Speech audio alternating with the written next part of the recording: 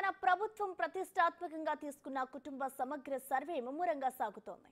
అయితే ములుగు, జనగామ జిల్లాలో సర్వే పూర్తయిందని అధికారులు ప్రకటించారు.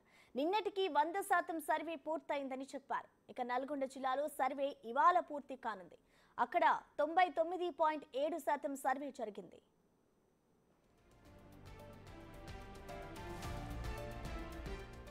ఆ తర్వాత కామారెడ్డి, యాదాద్రి, నిజామాబాద్, సిరిసిల్ల, మహబూబ్ నగర్, మెదక్, మహబూబాబాద్, పెద్దపల్లి, ఆసిఫాబాద్, నారాయణపేట, భూపాలపల్లి, సూర్యాపేట, ఖమ్మం జిల్లాల్లో 90% పైగా సర్వే పూర్తయింది. 2 రోజుల్లో ఆయా జిల్లాలో టార్గెట్ ఫినిష్ అయ్యే అవకాశాలు కనిపిస్తున్నాయి.